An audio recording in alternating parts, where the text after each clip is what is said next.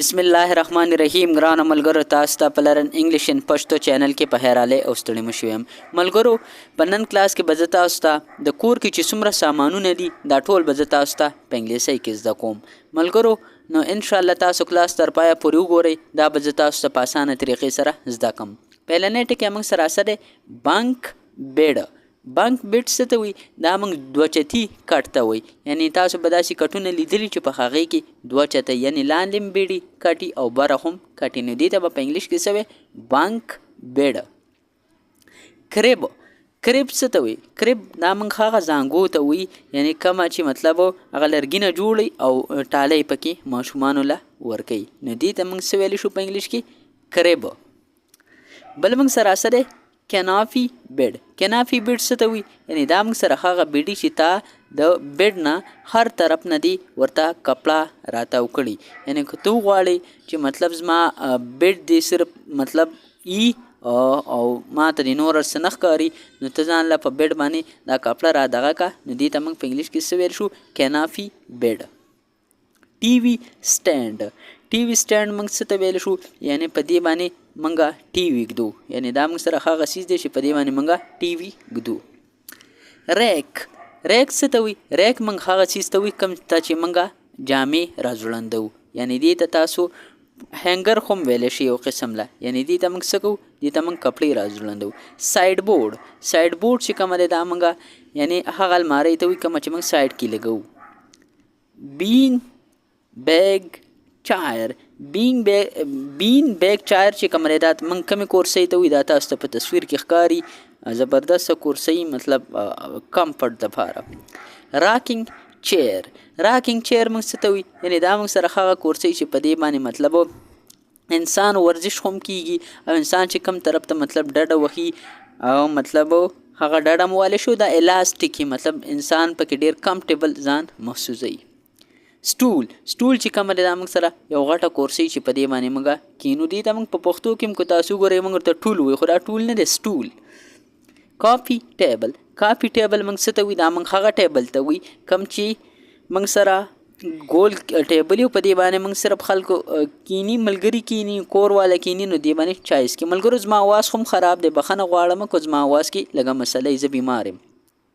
وینیټي ټیبل چې کوم دی دا موږ کوم ټیبل ته وي دا هم تاسو سره په دې تصویر کې ښکاري مطلب په دې باندې تاسو ځان مطلب سنګارمیز هم دې ته تاسو ویلی شي یعنی وینیټي ټیبل ته یعنی تاسو اخته ځان جوړوئ دې ته ویل شي ډیسک لیمپ څه ته وي دا موږ یو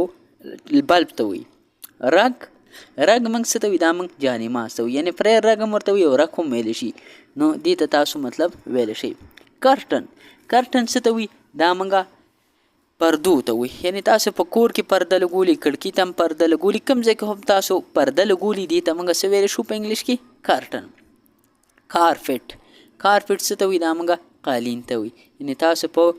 کور کې په کمره کې مطلب کارپټ اچولي دي ته موږ څه ویلی شو سمپل دې ته موږ ویلی شو کارپټ سمپل پښتو کې ورته موږ ډېر کارپټ وي قالین ډېر کم خل استعمالي بل ټکی موږ سره سره سوپا چې کومه دی ګوره تاسو ته ښکاري مطلب دا هم د کېناستلو دپاره دا په کور کې اکثر پرته وي نو په مطلب خلک چې کله ستړي شي یا مطلب ځان کمفرټیبل کوي نو په دې سوپا کې کینې میلمانه خو هم چې راشي نو دا مطلب په دې سوپا کې کینئ عام چیر څه ته وي دا موږ سره غټه کورسۍ او دې کې مطلب دا عام د لاسونو د کېښودلو لپاره مطلب ځای پکې نو دې ته موږ ځکه عام چیر وایي بیا موږ سره ټي وي سټینډ یعنی ټي وي سټینډ چې کومه دی مختلف ټایپس دي یعنی ضروري نه چې تاسو په تصویر کې دا ښکاري نو همدا به د ټي وي لپاره یعنی هر هغه څیز چې په دې باندې تاسو ټي وي ږدئ نو دې ته موږ ټي وي سټینډ وایي یعنی دا د ټي وي د کېښودلو لپاره دی دا کور کې تاسو مطلب وغواړئ چې موږ ټي وي په کوم ځای باندې کیدو دا موږ سره یو داسې څیز دی چې دې نه به تاسو ته ټي وي کتل ډېر اسان ښکاري بل موږ سره چانډلیر څه ته وي دا موږ پانوس ته وي یعنی تاسو په کور کې کوم د رڼا والا پانوس لګولی دې ته موږ چانډلیر وایي بیډ څه ته وي بیډ چې کومه دی دا موږ کټ ته وي ټیبل چې کومه دی دا تاسو څه ته ویلی شئ میز ته ویلی شئ بل ټکی موږ سره سره شیلف چې کومه دی دا څه ته وي دا موږ تختې ته وي دا په دې باندې تاسو مختلف کارونه کولی شئ یعنی تاسو په څه کار هم کوئ دې ته موږ په انګلیش کې شیلف وایي ها واردروب چې کومه ده دا څه ته وي دا موږ المارۍ ته وي یعنې په دې کې تاسو کتابونه هم کېښودئ کپړې هم پکې راځوړندولی شئ څه هم تاسو کول غواړئ نو دا په واردروب کې کولی شئ. لیمپ چې کومه ده دا به تاسو په کورونو کې لیدلی دی دا څه شي دا موږ سره یو لایټ چې مطلب دا موږ چاته په ټیبل باندې ایښي یا په کوم ځای کې هم موږ ایښي نو دا موږ ته رڼا راکوي. اکثر څوک سټډي کوي یا څوک مطلب اسې وي چې زما دا کمره ښایسته ښکاري نو دا همدغه لیمپ چې کومه یا دا لیمپ یا ډیسک لیمپ نو چې کومه دا په خپله کمره کې لګولي. ملګرو نو زه بیمار خو یم او انشاءالله زما مخکې څه مصروفیات نو انشاءالله هغه پوره شو. اوس به زه ستاسو ته روزانه کلاس جوړوم او موږ به خپل کورسونه هم کنټینیو کوو نو انشاءالله امید کوم چې تاسو هم را سره دغه په اسانه طریقې سره زده کړئ. ملګرو نننی کلاس زموږ پای ته ورسېدو. اوس ماله اجازت راکئ انشاءالله تاسو سره به په یو بل نوي کلاس کې ملاقات کیږي. د خپل ځان ډیر خیال ساتئ او ما په خپلو دواګانو کې هم یاد ساتئ. د الله په امان.